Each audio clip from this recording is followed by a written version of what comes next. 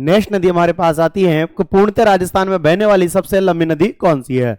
तो प्रिय विद्यार्थियों, कहने का मतलब यहाँ यह है कि राजस्थान की वह नदी कौन सी है जिसका उद्गम और जिसका मुहाना राजस्थान में है, अर्थात तो राजस्थान से बाहर प्रवाहित नहीं होती। तो दोस्तों इसका सही आंसर हमारे पास जो होगा ये हमारे पास होगा बनास। इसका सही आंसर क्या है? बनास है। मैप की सहायता से देख लेते हैं इसे हम कि ये हमारे पास राजस्थान का मैप,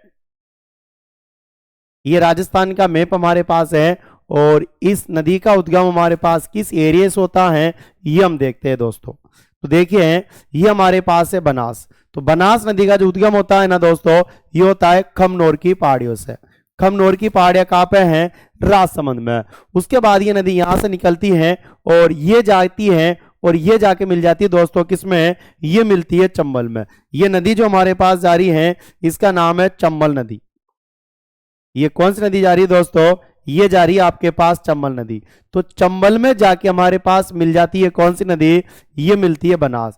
तो इस नदी का उद्गम तो हमारे पास यहां से होता है, जहां से नदी निकल रही है वो उद्गम है, और जहां नदी जाकर हमारे पास गिरती है ये इसका क्या है दोस्तों? ये मुहाना है। तो पूर्णतः यानी उद्गम और मुहाना राजस्थान में इसलिए है, ये नदी पूर्णतः राज्य में बहने वाली सबसे लंबी नदी कहलाएगी दोस्तों, पूर्णतः। और इसकी मैं बात करूं ये हमारे पास है दोस्तों चंबल, और ये चंबल नदी जाके मिलती है दोस्तों यमुना में।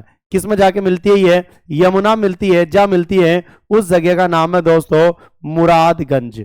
मुरादगंज इटावा, और ये कहां पड़ता है दोस्तों? यूपी में। और जो ये यमुना है ना, ये यमुना किस में मिलती है दोस्तों? ये भी आपको याद रखना है, यमुना मिलती है गंगा में। ये गंगा है दोस्तों, और ये गंगा जो हमारे पास गिरती है ना, ये गिरती है बंगाल की खाड़ी में, बे ऑफ बंगाल। यमुना जाके मिलती है ना गंगा में, इस जगह का नाम है दोस्तों प्रयागराज। और प्रयागराज कहां पे है दोस्तों? यूपी हमारे पास है। तो ये हमारे पास कौन सी होगी? गंगा हमारे पास है नदी, गंगा नदी। तो गंगा में जाके मिली है कौन सी? यमुना। और चंबल ये हमारे पास है दोस्तों चंबल। तो चंबल जो जाके मिली है ये किस में जाके मिली है? यमुना में। और ये जो हमारे पास है बनास, तो बनास जाके मिली है किस में? चंबल में। तो पूर्णतः राजस्थान में बहने वाली सबसे लंबी नदी कौन सी है दोस्तों? बनास। और राजस्थान की सबसे लंबी नदी कौन सी कहलाती है दोस्तों? तो ये कहलाती है आपके पास चंबल। कौन सी कहलाएगी? है चंबल कहलाएगी। ये चंबल की सबसे लंबी सहायक नदी कहलाती है। इधर बात करेंगे तो दोस्तों ये हमारे पास है काली सिंध नदी। कौन सी है? काली सिंध है। इधर चलेंगे तो हमारे पास ये आहू नदी है, आहू नदी। काली सिंध और आहू नदी के संगम पर हमारे पास जो किला है दोस्तों वो किला है गागरोन का किला। इधर चलेंगे तो हमारे पास यह नदी है परवन नदी। कौन सी है? ये परवन नदी है। आगे चलेंगे तो हमारे पास ये है पार्वती नदी। कौन सी है? पार्वती नदी हैं, जाके मिल जाती है चंबल में। ये जो हमारे पास है ये है दोस्तों कुनू नदी। कौन सी नदी है ये? ये कुनू नदी है। तो ये हमारे पास है बनास नदी। तो बनास नदी क्वेश्चन हमारे पास यही था दोस्तों कि पूर्णतः राजस्थान में बहने वाली सबसे लंबी नदी कौन सी है। तो इसका सही आंसर क्या हो जाएगा अपने पास? बनास। देखिए आप, खमनोर की पहाड़ियां से नदी निकलती हैं और ये बहती हमारे पास है, एक बांध आता है नंद समंद बांध। कौन सा बांध आ रहा है दोस्तों? नंद समंद बांध हमारे पास यहाँ पे आता है। तो ले लेते हैं यहाँ पे हम, नंद समंद बांध यहाँ पे आता है राजसमंद में। आगे चलती है नदी और ये नदी मिल जाती है हमारे पास चंबल में रामेश्वरम धाम। कौन सा धाम आता है? रामेश्वरम धाम है।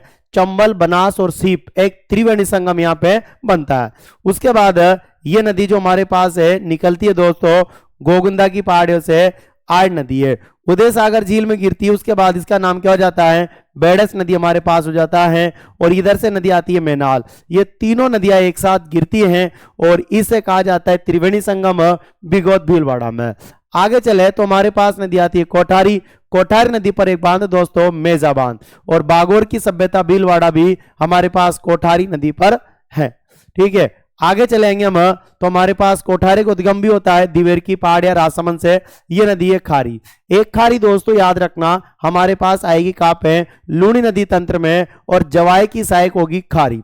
एक खारी सामर झील में गिरेगी और ये खारी हमारे पास है जो बनास में आ रही है, तो ये निकलती है बिजराल गांव की पहाड़िया से और ये आती है डाई। तो राजमहल टोंग के आसपास जाकर नदियां गिरती है और बन जाता है क्या, त्रिवेणी संगम। आगे चलेंगे तो हमारे पास बांध आता है यहाँ पे बिसलपुर बांध, तो याद रखना बनास नदी पर है। आगे चलेंगे हम, तो हमारे पास नदी आती है मोरेल। तो मोरेल नदी का उद्गम होता है दोस्तों चैनपुरा गांव की पहाड़ियों से, और मोरेल की एक सहायक नदी हमारे पास आती है दोस्तों जिसका नाम होता है डूंड। कौन सी होती है, डूंड नदी हमारे पास होती है। तो ये हमारे पास थी बनास नदी। आगे बात करते हैं दोस्तों नेक्स्ट क्वेश्चन।